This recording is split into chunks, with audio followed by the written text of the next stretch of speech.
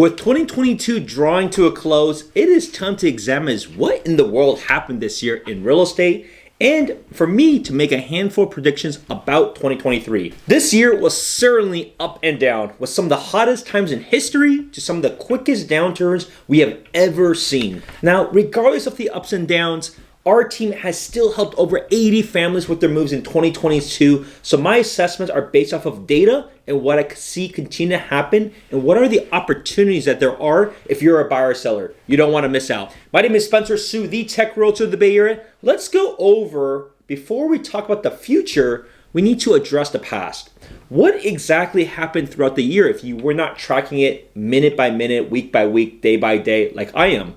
Let's talk about housing prices. Most counties experience the same percentage difference and the trends are the same. So whether you're in this county or not, it's all going to be applicable. We service the entire Bay Area, so we do know. In Santa Clara County, home prices started in January at 1.38 million. They rose to the peak of April to 1.61 million. Then they have declined steadily to 1.31 million as of this recording during December. This is a 5% decline from January and an 18.6% decline from the peak. Now, how about the S&P stock market, which a lot of people use as a general index fund for this stock market? The S&P started at 4796, which was the peak of the year, and went to a low of 3666. And as of this recording, it's about at 3934. This is an 18% decline from the peak, which was the beginning of the year. See some similar trends? Now, why did these things happen? It's all due to inflation, which then the Fed had to increase interest rates to combat them. Because they had to increase interest rates, mortgage interest rates were also impacted. Interest rates started the year at 3.22% for a 30-year fix, increased to the peak of 7.08% in October 27, and has now declined to 6.33%. This is nearly double of how the year started and a 10% decline from the peak. Now let's see what the media, what these gurus are saying. Redfin, they're predicting 16% fewer home sales in 2023 than in 2022. Realtor.com, a 2.2% increase in price by 2023.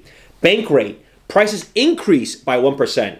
California Association of Realtors, they predict a 8.8% decline. So that's what these economists think. Now, what do I think? I think that I'm also a little bit more pessimistic, so I would rather go on the lower end of that range. I suspect that prices may be declining. However, it's always good to know what others are forecasting. Keep in mind, the Bay Area over a long period, we're talking about 3 to 4 decades, increases at a baseline at 5 to 7% a year, depending on if it's a condo, townhome, or single family. So if you're expecting an 8.8 decline, this is still a very big negative towards the average. Just like if you're using real numbers, like counting your appreciation relative to inflation. So my prediction as a summary then is that I think inflation will be tamed. So I suspect that inflation will probably drop closer back to the 4% number by the end of the year. I expected prices to probably be at around 10% below at where we are right now.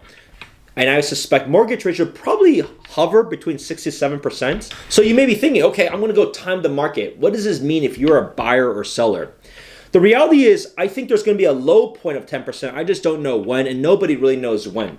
But I suspect there will be some more downward pressure.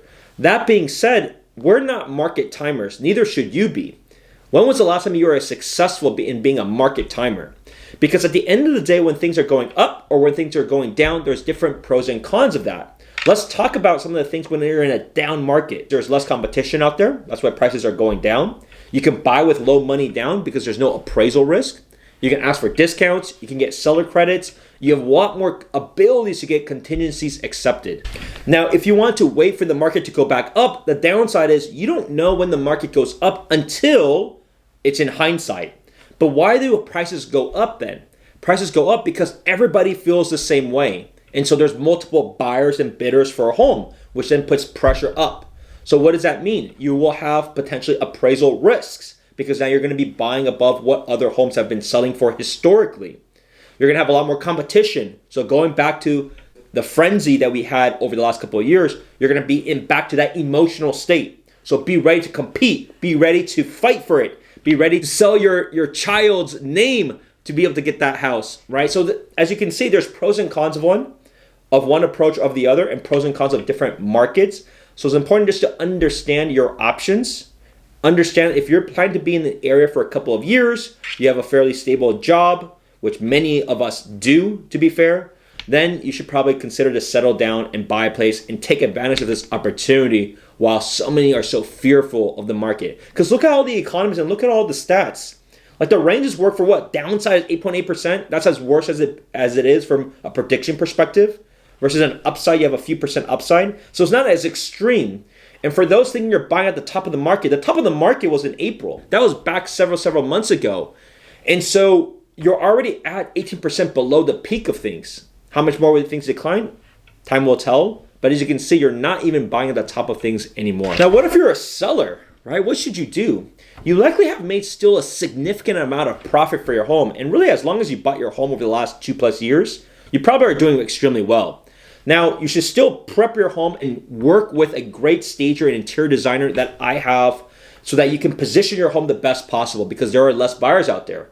Working with a top realtor is not just about the commissions, it's about what they can do for the home, their network, their strategies, their talking and negotiations. This is more important than ever because there's less buyers out there.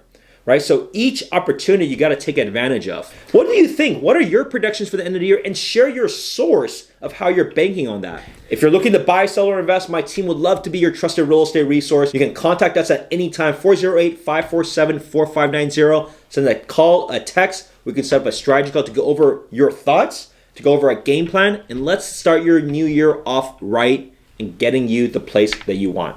See you next time.